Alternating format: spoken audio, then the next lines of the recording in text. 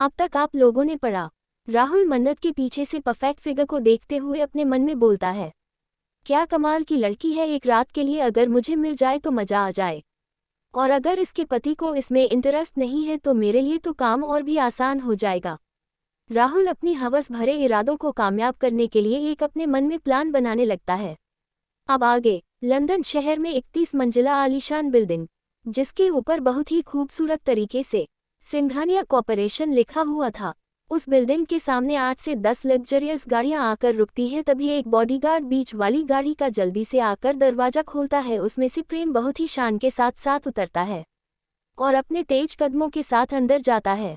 Black colour का 3 piece suit, हाथ में महंगी घड़ी, बाल सलीके से जेल से सेट किए हुए, आंखों पर ब्लैक गर्ल्स और दूसरे हाथ में फोन लिए बहुत ही रोब के साथ अंदर आता है। प्रेम को देखकर सभी लोग प्रेम को ग्रीट करते हैं और बहुत ही सीरियस होकर सभी लोग अपने अपने काम में फोकस कर रहे होते हैं, क्योंकि उन्हें पता था कि उनके बॉस को काम में लापरवाही बिल्कुल भी पसंद नहीं है। लेकिन जो लड़कियां थीं, काम करते हुए भी अपनी तिरछी नज़रों से सिर्फ प्रेम को ही देख रही थी और ठंडी आहें भर रही थी। प्रेम सीधा अपने केबिन में जाता है और प्रेम के जाते ही सभी लड़कियों की आपस में बातें शुरू हो जाती हैं। हाय यार, ये बॉस कितने हैंडसम है, अगर यह रोज ऑफिस आए ना तो कसम से मैं तो एक भी दिन की छुट्टी ना लूं, बल्कि मैं तो संडे में भी आने के लिए तैयार हूं। दूसरी लड़की, सच में यार क्या पर्सनैलिटी है, क्या हो रहा है इनका, एकदम खतरनाक जानलेवा। तीसरी लड़की, लेकिन यार सर ना कभी भी नज़र उठाकर हमें नहीं देखते, हमें क्या किसी भी लड़की को नहीं देखते। पहली लड़की, यही तो खास बात है इन्होंने में कि ये किसी को नज़र उठाकर नहीं देखते, और यही बात तो इन्हें ज़्यादा अट्रैक्टिव बनाती है, वरना बाकी ऑफिस के एम्प्लॉयज़ तो हमारे आगे पीछे घूमते रहते हैं। दूसरी तरफ प्रेम अपने ऑफिस में आकर अपनी हेड चेयर पर बैठ जाता है और इंटरकॉम से नताशा को बुलाता है और अपनी असिस्टेंट नताशा को बुलाता है।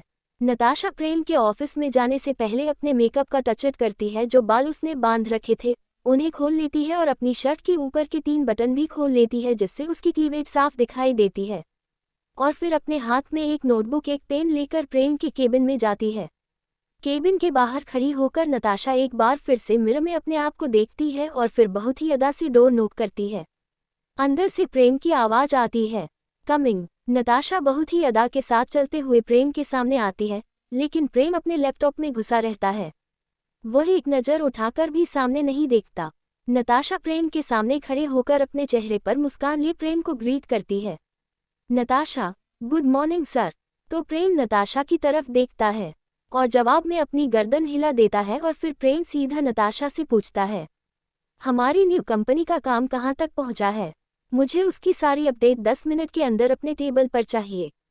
नताशा, आपको 10 मिनट भी इंतजार करने की ज़रूरत नहीं है, मुझे पता था कि आप आते ही सबसे पहले अपनी न्यू कंपनी की अपडेट पूछेंगे, इसीलिए मैं अपडेट लेकर आई हूँ। प्रेम, गुड, तो बताओ क्या अपडेट है न्यू कंपनी की।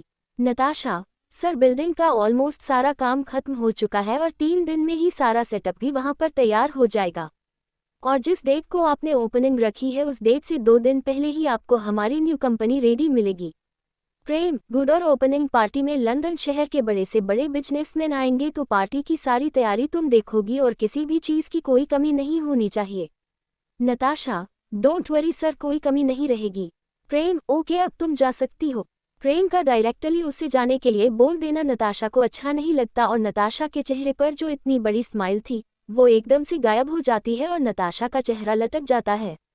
नताशा गुस्से से अपने हाथ की मुट्ठी पूंछ लेती है और प्रेम के केबिन से निकलकर अपने केबिन में जाकर गुस्से से अपनी चेयर पर जाकर बैठ जाती है और गुस्से से अपने हाथ में ली नोटबुक और पेन को फेंक देती है। और कितना इंतजार करना पड़ेगा मुझे, पिछले 5 साल से मैं तुम्हारे हर एक काम को पूरा शिद्दत से कर रही हूँ, लेकिन तुम एक नज़र उठाकर मुझे नहीं देखते, आखिर कमी क्या है मुझ में। फिर नताशा अपने चेहरे पर शैतानी मुस्कान लिए खुद से बोलती है, एक ना एक दिन तो मैं तुम्हें पाकर ही रहूंगी, फिर ना वो तुम्हारी प्राची कुछ कर पाएगी और ना ही तुम्हारी वो सुकौर नाम की बीवी। मन्नत और प्रेम के रिश्ते के बारे में अभी किसी को नहीं पता था, इसीलिए नताशा को अभी भी यही लगता था कि प्रेम की लाइफ में सिर्फ प्राची ही है।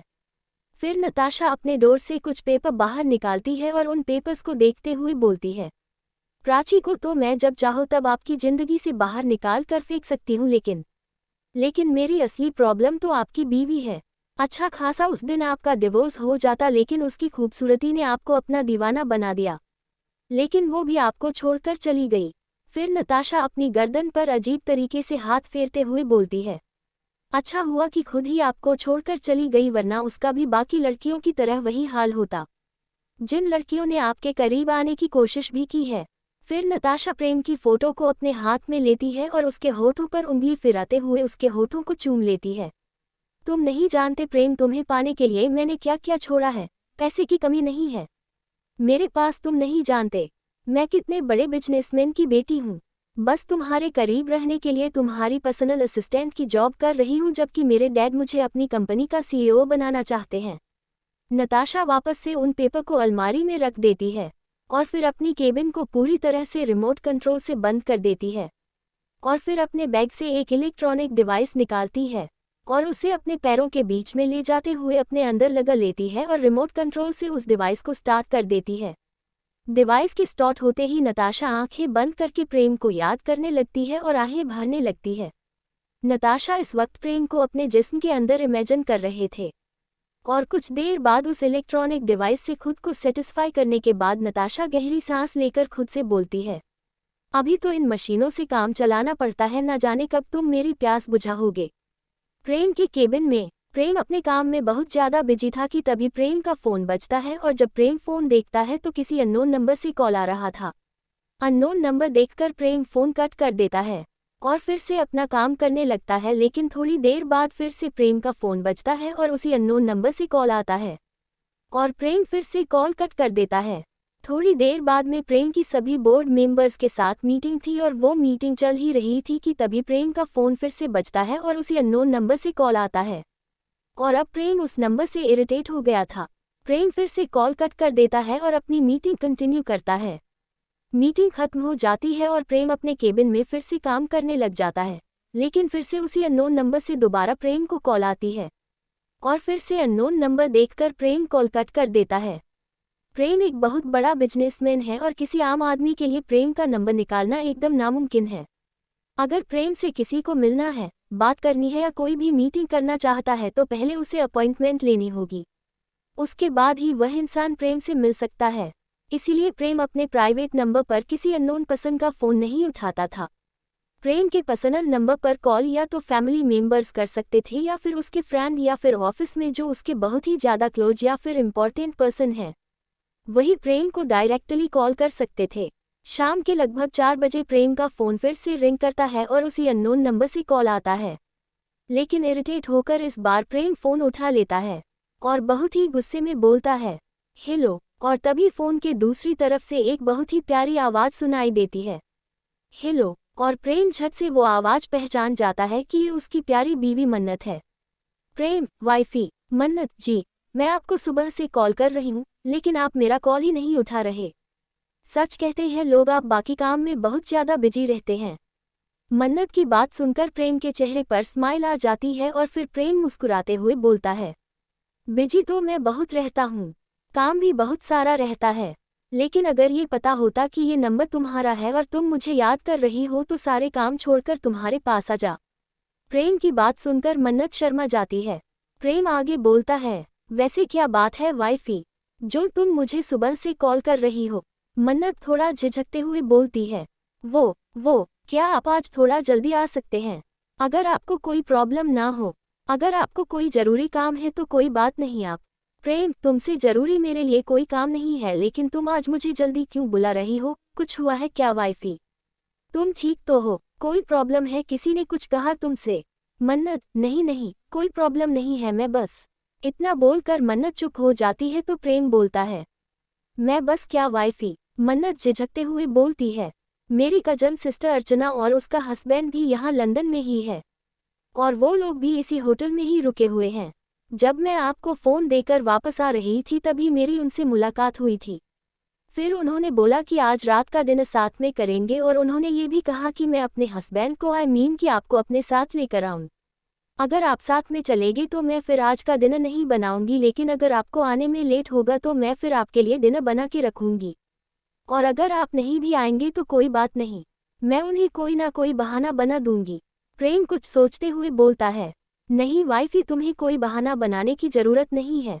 मैं शाम को 7 बजे तक आ जाऊंगा, फिर हम साथ में डिनर के लिए चलेंगे। प्रेम की बात सुनकर मन्नत खुश हो जाती है और मन्नत खुश होकर बोलती है, ओह थैंक यू, मैं शाम को आपका इंतजार करूंगी। इतना बोलकर मन्नत फोन रख देती है और प्रेम भी मन्नत की बात सुनकर मुस्कुरा देता है। बहुत ही ध्यान से मन्नत के नंबर को देखता है और फिर उस नंबर को दिलवाइफी दिल के नाम से सेव करता है। अर्चना का कमरा। राहुल घड़ी की तरफ देखता है तो अभी गाड़ी में सिर्फ 5 ही बजे थे।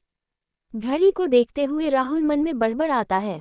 वैसे तो 8 बजे बजने में हर रोज कभी टाइम नहीं लगता था, लेकिन आज तो ऐसा लग रहा है जैसे एक घंटा भी रात के 12 बजे 24 घंटे ले रहा है। कब बजेंगे यह 8 और कब मुझे उस हुस्न की परी का दीदार होगा। साली साहिबा, ये जीजा बेकरार है आपसे मिलने के लिए, और आपने वह कहावत तो सुनी ही होगी, साली आधी घरवाली, और ये जीजा तुम्हें जल्द ही अपनी आधी से ज्यादा घरवाली बनाएगा। राहुल को ऐसे खुद में ही बड़बड़ आता हुआ देखकर अर्चना राहुल से पूछती है, किस ख्यालों में खोए हुए हो और खुद से ही क्या वर्ड बढ़ाए जा रहे हो। राहुल हाथ बढ़ाते हुए अर्चना को जवाब देता है, कुछ नहीं बेबी, मैं तो बस यही सोच रहा था कि आज रात डिनर के लिए तुम्हें कौन सी ड्रेस पहननी चाहिए, कौन सी ड्रेस में तुम सारा अच्छी लगोगी। अर्चना, ओ बेबी, मैं कुछ भी बना लूं, मैं सब में ही अच्छी लगती हूँ, और उस मन्नत के सामने तो मैं हमेशा सेंटर ऑफ अट्रैक्शन रही हूँ। जब मैं तैयार होकर आती थी तो मन्नत को कोई नज़र उठाकर भी नहीं देखता था। राहुल अपने मन में बोलता है, हाँ हाँ, अपनी तारीफ करना तो कोई तुमसे सीखे। 1 मिनट और अर्चना से ही मन्नत के बारे में और जानकारी हूँ ताकि मुझे मन्नत को फंसाने में आसानी रहे। अर्चना भी तो उसी की बहन है। बेशक वो लोग साथ में नहीं रहे हैं, लेकिन उसकी पसंद नापसंद कुछ तो अर्चना को पता ही होगा। राहुल अर्चना को मस्का लगाते हुए बोलता है, ये बात तो बेबी आपने बिल्कुल सही कही, आप कुछ भी बहने, आप सबसे ज़्यादा खूबसूरत लगते हो, क्योंकि आप दुनिया में होगी सबसे ज़्यादा खूबसूरत। आपकी खूबसूरती का तो कोई मुकाबला ही नहीं है। जब आप दोनों कॉलेज में पढ़ते होंगे ना, तो आई एम श्योर मन्नत का बॉयफ्रेंड भी ना तुम में ही पटाना चाहता होगा। राहुल से तारीफ सुनकर अर्चना के पैर तो जैसे जमीन पर ही नहीं टिकते, अर्चना आसमान में उड़ने लगती है। और अर्चना खुशी खुशी राहुल को बोलती है, कॉलेज में बॉयफ्रेंड तो हो तब बनाती ना जब वो कॉलेज जाती, स्कूल खत्म भी नहीं हुआ था, उसका पूरी तरीके से उसकी शादी हो गई थी। मन्नत ने 2nd ईयर के पेपर दिए थे और तब ही मन्नत की शादी हो गई थी। राहुल मन में, इसका मतलब मन्नत की शादी बहुत ही कम उम्र में हो गई थी। राहुल, अच्छा बेबी ये बताओ, शादी के बाद तो मन्नत का पति मन्नत को बिल्कुल भी पसंद नहीं करता होगा। अब मन्नत बच्ची थी, बच्ची से कौन प्यार करेगा। अर्चना, वो सब मुझे नहीं पता, क्योंकि मन्नत की शादी के बाद मन्नत के बारे में हमने कोई जानकारी नहीं लगती। वैसे भी हम लोग मन्नत को पसंद नहीं करते थे, क्योंकि दादाजी ने सबसे ज़्यादा प्योरिटी हमेशा मन्नत को ही दी। इनफैक्ट जितनी भी हमारी ज़मीन जायदाद हैं काशी में, वो सभी मन्नत के नाम पर हैं, और इसी वजह से पापा भी मन्नत को पसंद नहीं करते। राहुल फिर से अपने मन में, इसका मतलब मन्नत सिर्फ खूबसूरती चिड़िया नहीं, सोने के अंडे देने वाली चिड़िया भी है। ऐसे ही राहुल अर्चना से मन्नत की बहुत सारी जानकारी निकालता है। बस राहुल ये नहीं पता लगा पाता कि मन्नत और उसके पति के बीच का रिश्ता उसका कैसा है। दूसरी तरफ प्रेम अपने ऑफिस से निकल ही रहा था कि तभी कोई प्रेम के ऑफिस में धनाते हुए आ जाता है। ये था प्रेम का दोस्त निशांत त्यागी। निशांत प्रेम का बहुत पुराना दोस्त था। जब प्रेम लंदन में ही पढ़ाई कर रहा था तभी निशांत प्रेम का दोस्त बना था। प्रेम की लंदन की कंपनी को निशांत ही संभालता था। निशांत इस कंपनी का एमडी था।